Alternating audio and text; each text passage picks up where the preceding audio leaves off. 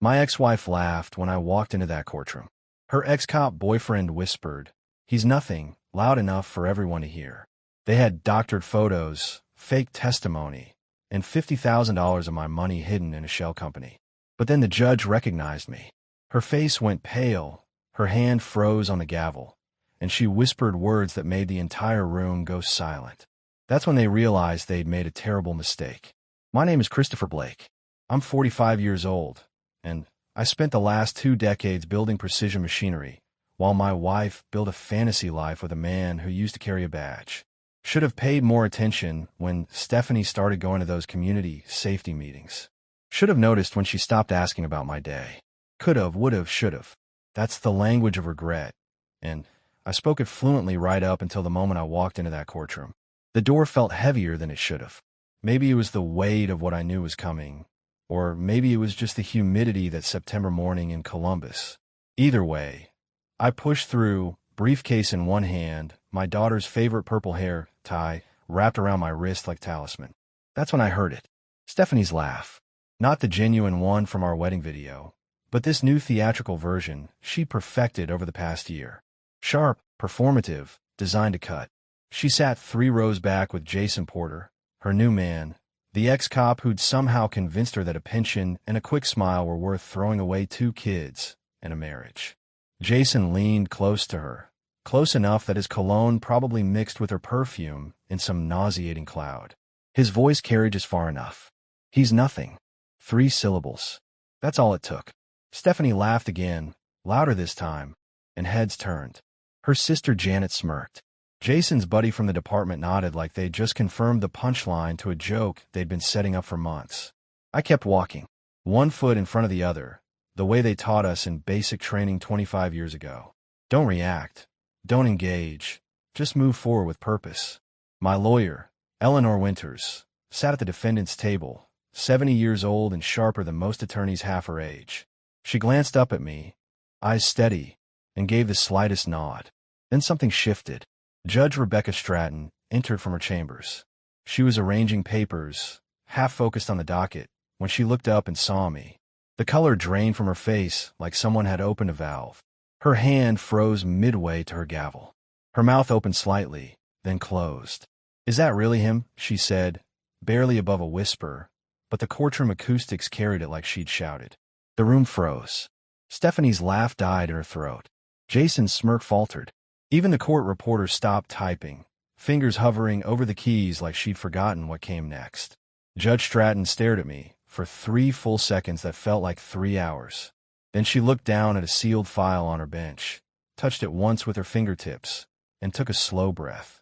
Eleanor leaned toward me, without looking away from the judge. "That," she whispered, "is exactly what we wanted." I sat down, set my briefcase on the floor, and folded my hands. Stephanie was whispering urgently to Jason now, her face tight with confusion. He shrugged, but his confidence had evaporated like morning dew. The judge cleared her throat. "Let's begin." The divorce papers arrived on a Thursday. I remember because Thursdays were always my long days at the plant, and I'd gotten home around 9 to find the envelope wedged in the screen door like a knife between ribs. Stephanie had left early that morning, without saying where she was going. Come to think of it, she'd been doing that a lot. I sat at the kitchen table, the one we'd bought at an estate sale 15 years ago, and read through 23 pages of legal dissolution. Stephanie Blake versus Christopher Blake. That little versus did something to me. We were supposed to be partners. Now we were opponents. She'd already moved half her clothes out. I hadn't noticed until that moment, standing there in our bedroom, staring at the empty hangers like they were evidence of something I'd been too blind to see. The bathroom counter was cleaner than usual. Her good perfume was gone. The photo of us from our honeymoon in Gatlinburg had been turned face down. I moved out 2 weeks later. Found a duplex on the east side of Columbus, the kind of place where the landlord still takes checks and doesn't ask too many questions. 1 bedroom, 1 bathroom, a kitchen with appliances from 1997. The faucet dripped constantly. I kept meaning to fix it, but never got around to it. Some nights I'd lie awake listening to that steady drip and wonder if this was what the rest of my life would sound like. Solitary, repetitive, slow erosion. Jake, my 14-year-old son, came over that first weekend. He walked through the place like he was touring a crime scene. hands in his pockets, shoulders hunched. Madison, my 8-year-old daughter, asked where her room was. I told her she'd have the bedroom, and I'd take the couch. She cried anyway. Mom said you wanted space.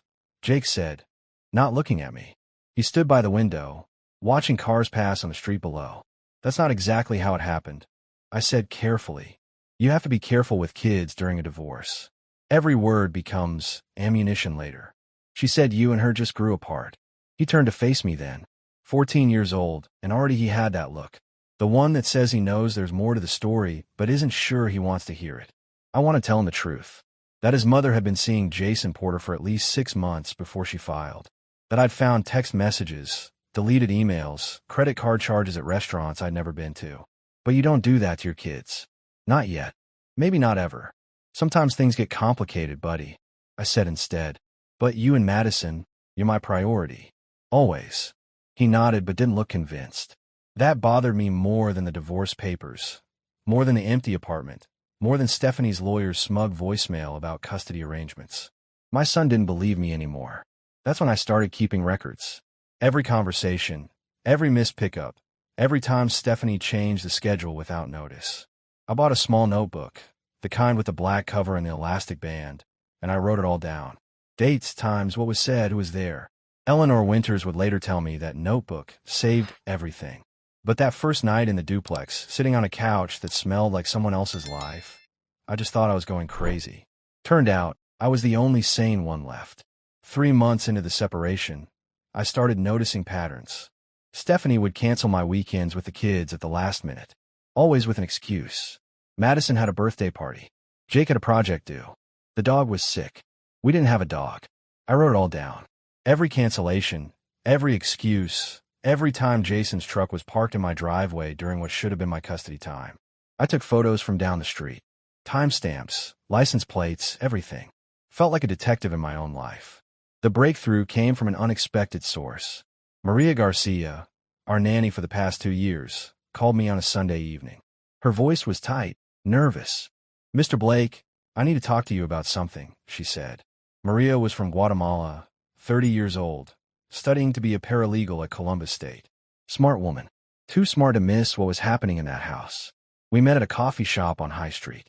She brought a small recording device, the kind you can buy at any electronics store. I recorded some things, she said, sliding across the table. Mrs. Blake, she doesn't know. Ohio is one-party consent. I checked. I stared at the device like it might explode. What's on it? Her and Jason. Planning things. Bad things. Maria's hand shook slightly. They talk about you like you're nothing. Like you don't exist. And they're planning to say you're unstable. That you threatened Mrs. Blake. My blood went cold. I never threatened anyone. I know. That's why I'm telling you. She pushed the recorder closer. There's 5 recordings. Different days. She asked me to lie. To sign a statement saying you drank around the kids. I told her no. She fired me 3 days ago. I looked at this woman who'd cared for my children, who just lost her job because she refused to destroy me, and something shifted.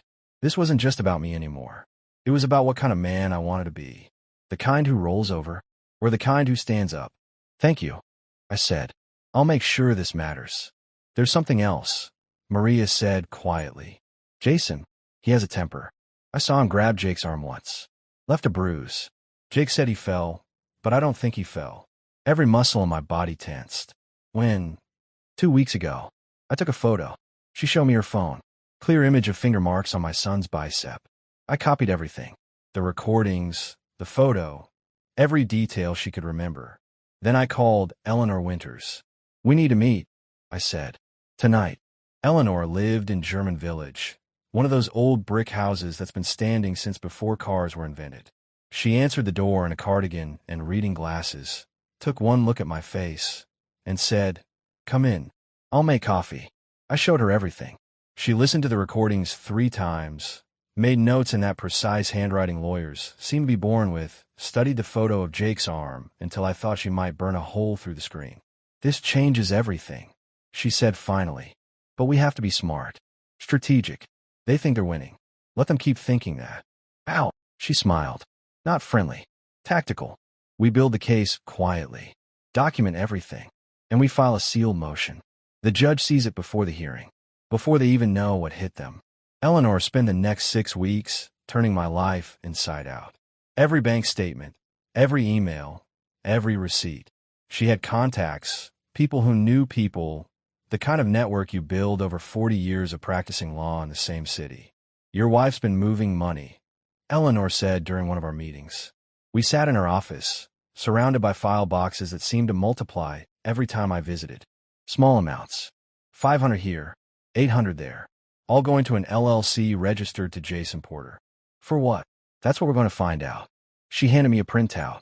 Blue Line Resource Management. Filed 4 months before Stephanie asked for the divorce. Jason's the sole owner. The address is a UPS store in Hilliard. Shell company. Very likely. And if they're moving marital assets through it without disclosure, that's fraud. Eleanor leaned back in her chair. How much are we talking total? 38,000 so far. I felt like I'd been punched. 38,000. From the joint account before she closed it. Then another 12,000 from her personal account. The one you thought was just for household expenses. Eleanor's expression didn't change. She'd seen worse.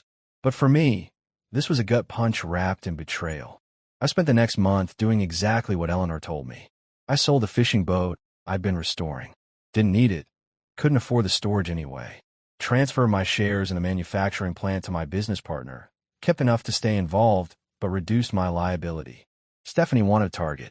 I was making myself smaller, harder to hit. Every Tuesday and every other weekend, I showed up for the kids. Always on time, always prepared. I packed Madison's favorite snacks, the peanut butter crackers she'd eat by the sleeve if I let her. I went to Jake's soccer games, even the away ones that meant driving 2 hours each way. Stephanie would show up late with Jason, sitting in the stands like they owned the place. Jake started talking to me more. Not about big things, just small stuff. School, friends, a video game he was playing. But one night, as I was dropping him back at the house, he said something that made me stop. Jason's not a good guy, Dad. I turned to look at him. What do you mean? Just trust me. He's not. Jake got out of the car, then leaned back in. Mom doesn't see it. But I do. I wanted to ask more, but he was already walking toward the house. I sat there in the driveway, watching him go, and made a decision. Whatever it took, however long it took, I was getting my kids out of that situation. Eleanor filed the sealed motion 2 weeks before the court date. Judge Stratton received it directly, along with all our evidence. The recordings, the bank transfers, the LLC documentation, the photo of Jake's bruise, everything. We didn't tell Stephanie's lawyer. We didn't have to. Now we wait, Eleanor said. And we let them walk into court thinking they've already won. What if this doesn't work? She looked at me over her reading glasses. Christopher, I've been doing this since before you were born. Trust me. They're about to find out what happens when you underestimate a man who has nothing left to lose and everything to fight for. Stephanie's lawyer, a guy named Richard Powell, strutted into the courtroom like he was about to win an Oscar. Young, mid-30s, the kind of attorney who practices expressions in the mirror. He had a leather briefcase that probably cost more than my monthly rent and a suit that screamed, I bill $400 an hour. He started with photos. Images of me looking exhausted, unshaven, distracted. One from when the plant had layoffs, and I worked 70-hour weeks to keep my team employed. Another from Madison's birthday, when Stephanie had changed the date without telling me, so I showed up a day late. Without context, I looked like a ghost haunting my own life. Your Honor, Powell said, his voice dripping with rehearsed sympathy. What we see here is a pattern of parental disengagement. A father who's present in theory, but absent in practice. Stephanie dabbed at her eyes with a tissue. On cue. Jason sat beside her in the gallery, arms crossed, nodding along like a judge at a talent show. Her sister Janet whispered something to the woman next to her. They both looked at me with pity. Or maybe contempt. Hard to tell the difference sometimes. Then came the videos. Carefully edited clips of Madison, throwing tantrums, and Jake looking frustrated. Stephanie had stitched together the worst moments, added Jason's voice as narration. This is what happens after they spend weekends with their father, he said in the video, his tone suggesting I was poisoning them with something more than love. Powell played it twice. For effect. The children return emotionally dysregulated, he continued. Mrs. Blake has had to enroll them in counseling to address the anxiety caused by Mr. Blake's unstable living situation and unpredictable behavior. I felt Eleanor shift beside me. Not nervous. Ready. Like a boxer hearing the opening bell. Judge Stratton watched without expression. She'd already seen the sealed file that morning. I knew because Eleanor had confirmed it with the clerk. Stratton had spent 40 minutes reviewing our evidence before this circus even started. Powell kept talking. Furthermore, Your Honor, Mr. Blake has shown a pattern of resistance to modern co-parenting. He refuses to communicate through the court-approved app, insists on phone calls at inappropriate hours, and has repeatedly questioned decisions made in the best interest of the children. That last part was almost funny. I questioned why Jason was making medical decisions about my kids. Apparently, that was inappropriate. Stephanie took the stand. She wore a gray blazer that screamed, "Responsible mother," even though I'd never seen her wear it anywhere except court-related meetings. Her testimony was smooth, practiced. She talked about how I'd become withdrawn, how I'd stopped engaging with the family, how she tried everything to save the marriage before giving up. "I just want what's best for Jake and Madison," she said, voice breaking on their names. "They need stability. They need a home where they feel safe." "And do they feel safe with Mr. Blake?" Powell asked. "I think they love him," Stephanie said carefully. "But love isn't always enough. They need structure, consistency, things Christopher has struggled to provide." Jason leaned forward in his seat, giving her an encouraging nod, like they'd rehearsed this scene 100 times. Eleanor still hadn't moved. She just sat there, pen in hand, making occasional notes. When Powell finished his presentation with a flourish about protecting innocent children from parental instability, she simply wrote one word in the margin of her legal pad. I saw it from where I sat. Showtime. Powell had just finished his closing remarks when Judge Stratton leaned forward slightly. Not much, just enough to change the temperature in the room. "Mr. Porter," she said, her voice calm but edged with something sharp, "can you clarify your involvement in Blue Line Resource Management?" Jason blinked. "Once. Twice. I'm sorry, Your Honor. The LLC registered 4 months ago. The one that's received approximately $50,000 from Mrs. Blake's accounts." Stratton tapped a file on her bench. "The sealed one. You're listed as the managing member." The color drained from Jason's face like someone had pulled a plug.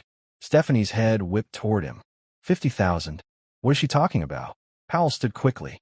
"Your Honor, we weren't aware these financial matters would be under review today. We'd like to request a recess to examine the documentation." "Request denied," Stratton said without hesitation. The opposing counsel filed their materials within the legal window. "You had equal opportunity to prepare." Eleanor stood. She didn't rush, didn't perform, just stood, lifted a thin folder from her briefcase, and walked to the bench like she was delivering morning coffee. "Your Honor, we've documented a series of transfers from Mrs. Blake's personal and joint accounts to Mr. Porter's company over a 6-month period. Each transaction coincides with dates when Mr. Porter and Mrs. Blake claim to be engaged in legitimate business consulting." Judge Stratton opened the folder. Her expression didn't change, but her jaw tightened slightly. She flipped through 3 pages, then looked up at Jason. "Mr. Porter, these are invoices. For services rendered, child development planning, household management consultation, financial restructuring. Is that accurate?" Jason's mouth opened, closed.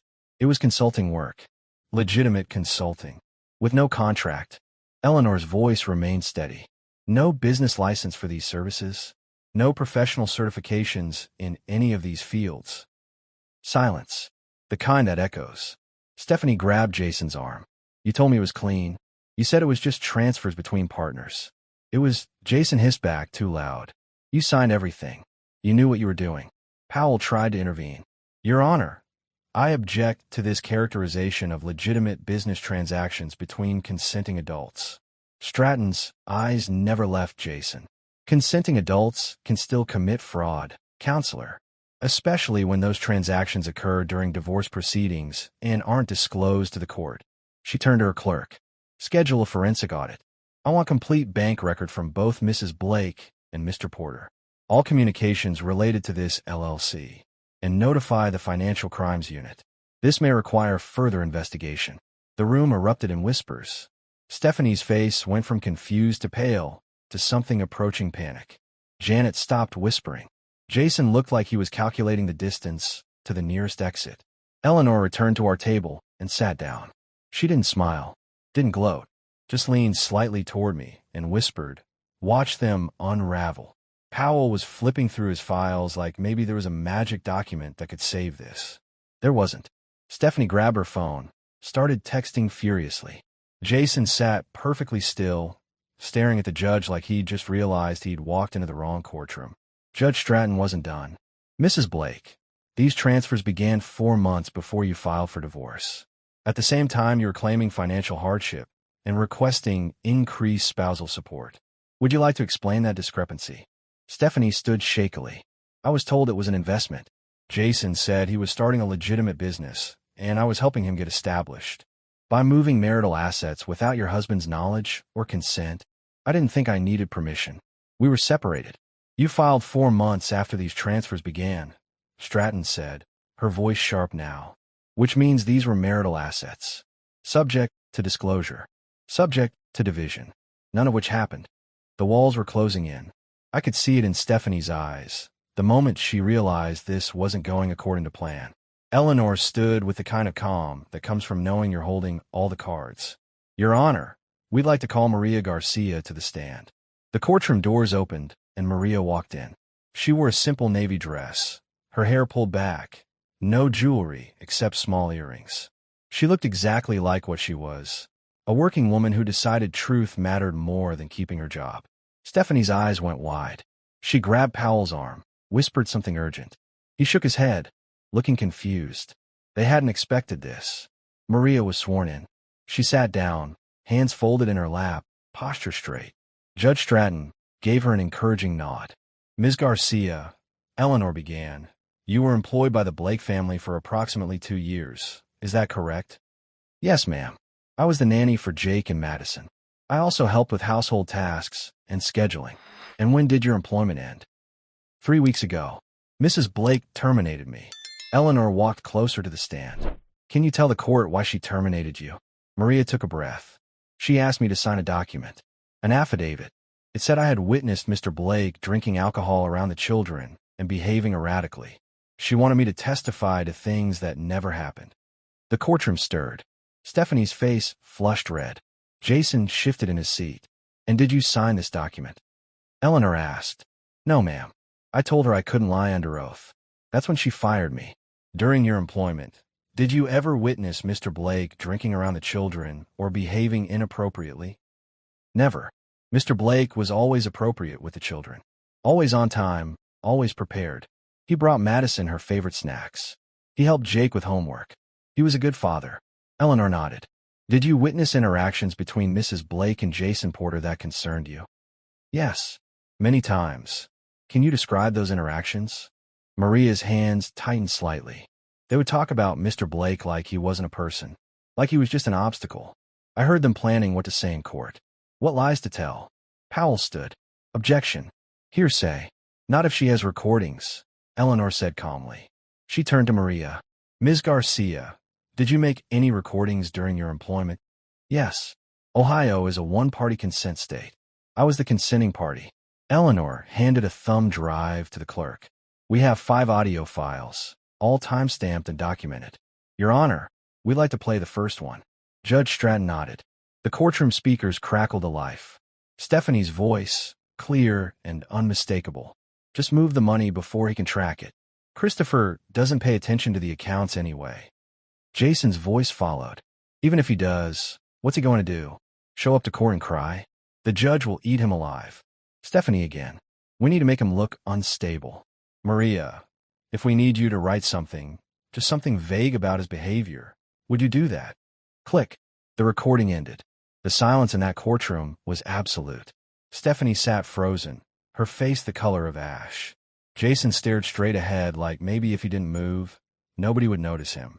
Eleanor let the moment breathe. "Ms. Garcia, is that an accurate recording of a conversation you witnessed?" "Yes, ma'am." "Were there other conversations like this?" "4 more. All on a drive." Judge Stratton leaned forward. "Ms. Garcia, did either party ever instruct you to provide false testimony under oath?" Maria looked directly at Stephanie. "Yes, Your Honor. Mrs. Blake did. Multiple times." Powell stood so fast his chair squeaked against the floor. "Your Honor, We need to address a conflict of interest. My representation of both Mrs. Blake and Mr. Porter has become untenable given the nature of the evidence presented. Jason turned to stare at him. What are you saying?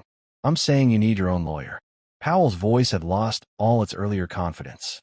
As of this moment, I'm severing representation with you, Mr. Porter. You can't do that, Jason said, his voice rising. We had an agreement. That agreement didn't include potential criminal conspiracy. Powell looked at Stephanie. Mrs. Blake, I strongly recommend you consider your position carefully before proceeding. Stephanie stood up in the gallery, her voice cracking. You're abandoning us? Now, I'm protecting myself from being complicit in fraud, Powell said flatly. Jason shot to his feet. This is insane. Those recordings are taken out of context. Stephanie, tell them it's not what it sounds like.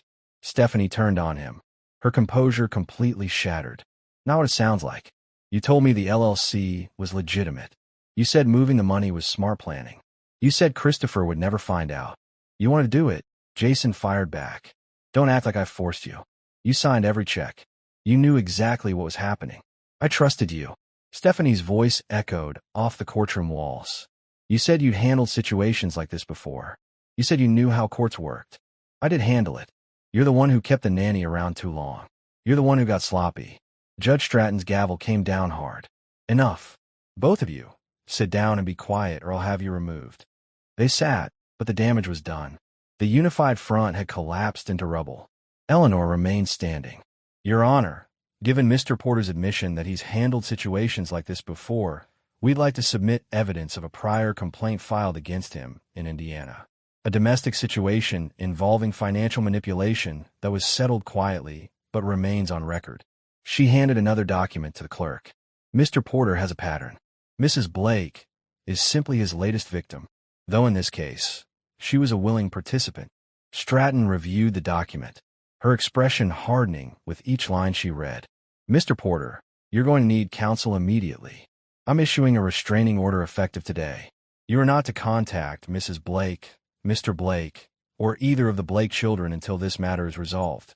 Jason opened his mouth to protest. Don't, Stratton cut him off. I'm also referring this entire matter to the Franklin County Prosecutor's Office. They'll decide whether charges are warranted. She turned to Stephanie. Mrs. Blake, you have until Friday to produce complete financial records. All accounts, all transfers, all communication with Mr. Porter regarding money. If you fail to comply, I'll hold you in contempt. Stephanie nodded, tears streaming down her face. Not the performance tears from earlier. Real ones. The kind that come when you realize you've destroyed everything and there's no going back. Eleanor sat down beside me. One more witness, she whispered. Then we bring it home. Dr. Sarah Brennan entered the courtroom carrying a thick binder and the kind of calm that comes from dealing with broken families for 30 years.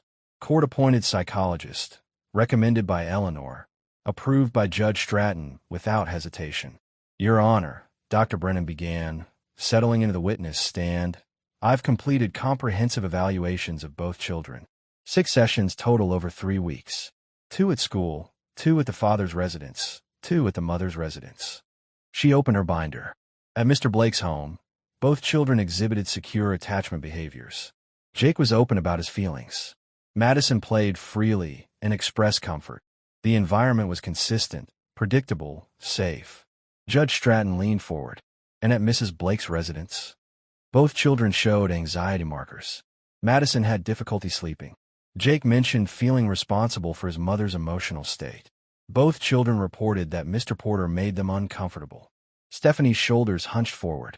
Powell sat beside her, taking notes but saying nothing. Jake disclosed to me that Mr. Porter had grabbed his arm hard enough to leave bruises.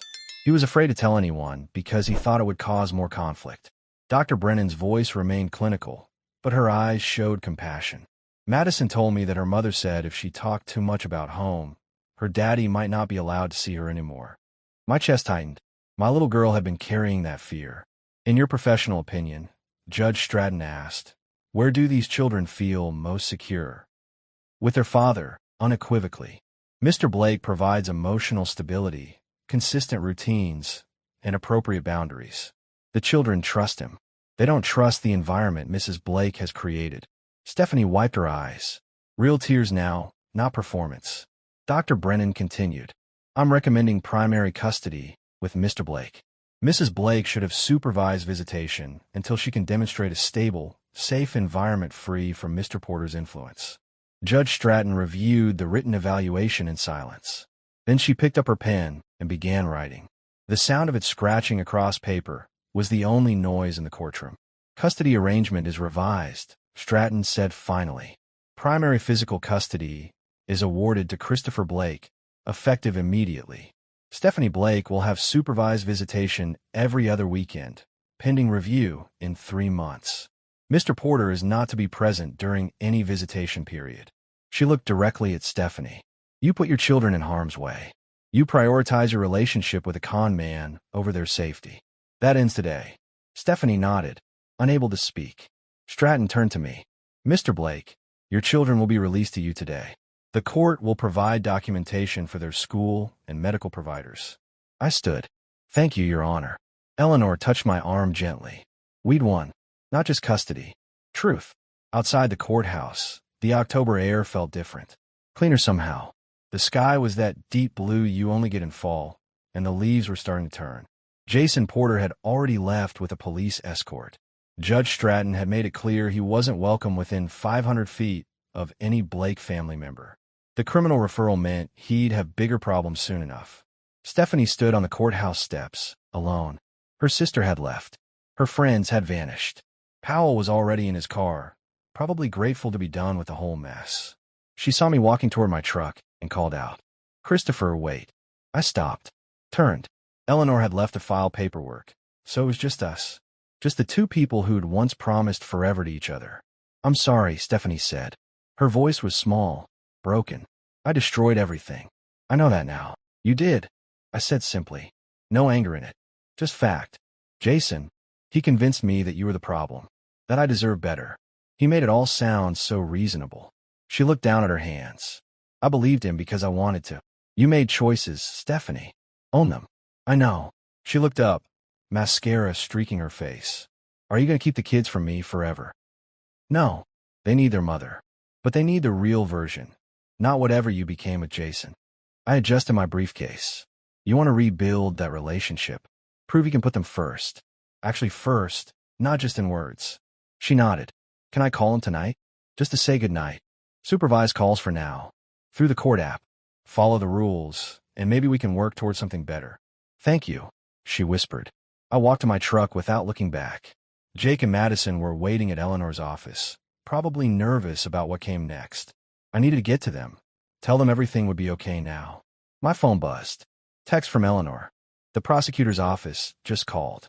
They're moving forward with charges against Porter. Fraud, attempted witness tampering, assault. He's looking at real time. Good. Some people needed to face consequences. 9 months later, Jake made honor roll. Madison started sleeping through the night again. Stephanie completed parenting classes and started therapy. We'd moved to supervised but flexible visitation. She was trying. Actually trying. The manufacturing plant promoted me to senior director. The raise meant I could finally fix that leaking faucet in the duplex. Or maybe just move somewhere better. Jason Porter took a plea deal. 18 months in county jail, restitution to Stephanie and me, permanent restraining order. He never touched my family again. One Saturday afternoon, Jake and I were throwing a football in the backyard of our new rental house. Madison was drawing on the patio. Dad, Jake said, catching the ball. You knew all along, didn't you? That you'd win. No, I told him honestly. I knew I had to fight. Winning wasn't guaranteed. But fighting for you and your sister? That was never a question. He nodded, threw the ball back. I'm glad you did. Me too, buddy. Me too.